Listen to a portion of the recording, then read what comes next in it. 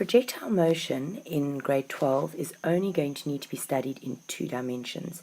In other words, something goes up and it comes back down along the same straight line.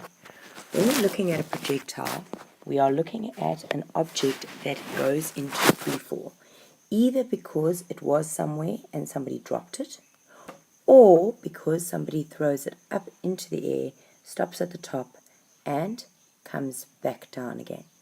When a projectile is moving, the path that it goes on is called its trajectory. So for that particular motion, that would have been the trajectory of that projectile.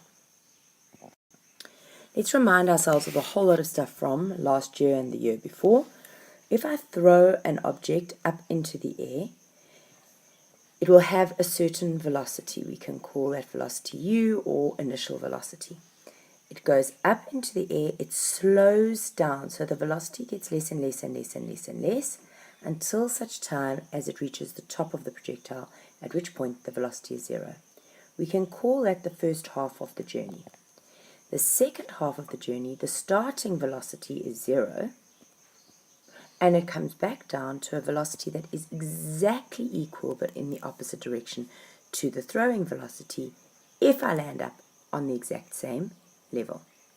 The time for the upward journey will be exactly the same as the time for the downward journey.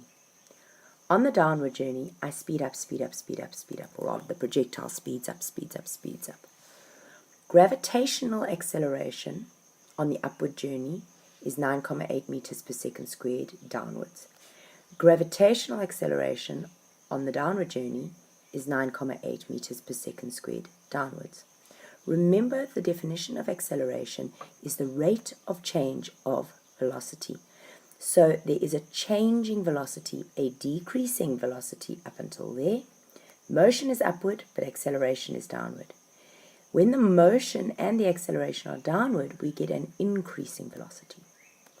At the top of the projectile, the acceleration is again 9,8 meters per second squared downwards. Even though it's stationary, that acceleration is causing this projectile to change direction, to stop, to change direction, and to continue moving in the opposite direction. Any change in velocity is an acceleration, and this is the measurement of that acceleration. So if I drew an acceleration time graph for this motion, the acceleration did not change once. I'm going to take, and whenever you do these examples, it's a good idea to choose a direction. I'm going to take up as positive and down as negative. And then I am going to say, if downwards is negative, I'm going to go to negative 9,8 from 0. And on the upward journey, it's negative 9,8. At the point where it stops, it's negative 9,8. And again, for the downward journey, it is negative 9,8. So in other words, the acceleration does not change at all. Let's take a look at a couple of the other graphs that we've got for this as well. If I were to put this into a velocity time graph, my initial velocity is equal to whatever I gave it up in the air there. So let's say my initial velocity is 0. It's a positive value because it's going upwards. The velocity then gets less and less and less and less and less and less. Notice that my gradient is equal to acceleration. The acceleration is constant, and if the acceleration is constant, that is a straight line. So that's going at a constant 9,8. This is the turning point. The velocity is 0. And then the velocity increases in the opposite direction for the exact same period of time. So if this is t, this would be 2t, and this would be minus u. That would be my velocity time graph. What about a displacement time graph? Oh, sorry, one other thing is that on this graph, the area, the displacement is equal to the area under the curve. And the area under the curve is this triangle minus this triangle, and as you can tell it would come out to be 0. And let's think about our displacement. I started here and I ended here. This is obviously supposed to be in a straight line. It's just given to you as a curve to emphasize the different points, but it really was supposed to just kind of go up and down, and it lands up at the exact same place. So the displacement is equal to 0 in this story.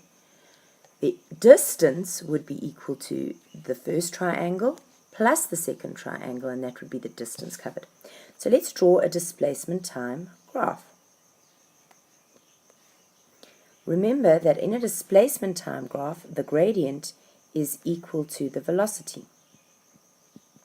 So first I need to start at my starting point of 0. I then need to have a certain velocity. Then my velocity decreases, so my gradient decreases until my gradient is 0.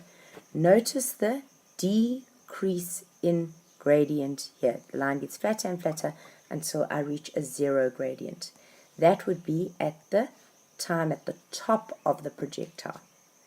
Then what happens is the ball comes back on itself, and my gradient is gradual, steeper, steeper, steeper, steeper, and that would be at T2, and my gradient would, at least my displacement would be 0 again. So that's your displacement time curve. What about a distance? This is just displacement. What if I decided to look at a distance time curve? Now remember, the distance doesn't come back on itself. So the first part looks just like the displacement time graph, no problem, jump a curve like that.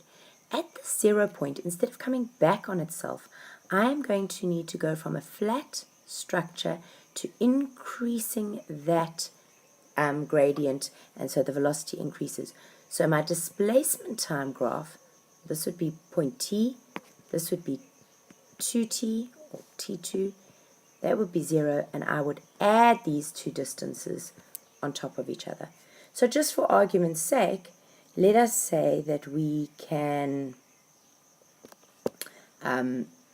we covered a displacement here of 3 meters. So then I would say I went up to 3 meters, came back down to 0 in displacement time. I went up to 3 meters and then went up to 6 meters if I went on a distance time. The area under this curve over here would have been 3. The area over here would have been 3. This information is just written out exactly what we've just discussed about the object going up and down and stopping and speeding up and all of that. Over here again, the same sort of thing. Remember, for the whole journey, the gravitational acceleration is 9,8 meters per second squared downwards. And we don't care about the mass of the object. We did the feather and the stone in a vacuum, and we know that the mass of the object makes absolutely no difference. All objects next to Earth are going to have the identical gravitational acceleration. If I go to Durban, however, I am going to have a slightly stronger gravitational acceleration than in Johannesburg. Johannesburg is actually about 9.6 and Durban's about 9.8. We use 9.8. These are just your equations of motion. They look exactly like the ones on your information sheet, except that when you are in free fall, your acceleration always turns into a g. Doesn't matter which of these two expressions you use, they're both equally valid. When you're doing any examples in projectile motion, it's important that you choose a direction. Remember, I told you earlier, I like to choose up as positive, but it will always work even if you choose down as positive, etc., as long as you put a sign convention in. Also decide what time interval are you interested in. Are you interested in the part going up? Are you interested in the part coming down? Are you interested in the whole journey? Which exact section are you interested? Write all your known values down for your equations of motion. Remember that if an object is released or dropped, it's got a 0 velocity. But if it is released or dropped from, let's say, a hot air balloon, sorry, that should be a little basket. The hot air balloon, let's say, is going up at 3 meters per second. That means that if I were to drop a little ball from the hot air balloon here, it would start upwards 3 meters per second, then reach the top of its projectile and come back on itself. So let's read through the sentence. If an object is released or dropped by a person that is moving up or down at a certain velocity, the initial velocity of the object equals the velocity that the person was traveling at. And then you are going to land up doing all your calculations ignoring air friction, which actually makes no sense at all, and I'll show you a little cartoon in a second to remind us of that, but it does make our life a whole lot simpler, so let's do that. So a 5 kilogram ball is shot directly at 20 meters per second from a height of 10 meters. The ball loses 1 joule whenever it touches the earth. Assume no air resistance. When does the ball stop bouncing? And then this guy says, if there was no air, and therefore no air resistance, the surface of the earth would be littered with the bodies of the dead. So the ball would come to a halt, the first still warm husk of a snuffed out life it encounters. Please don't ever do that to me, but the point is it's quite amusing that we keep chucking air out of our equations when really nothing would be alive if it were not for the air. These are the graphs that we just described earlier, nicely printed out and in a slightly neater version of the truth. And remember that we are only for grade 12 going to be interested in vertical projectile motion up and down in the same straight line, down in the same straight line, and they only have vertical components, so we are dealing with one-dimensional motion. And as I said earlier, the path of flight is called the trajectory.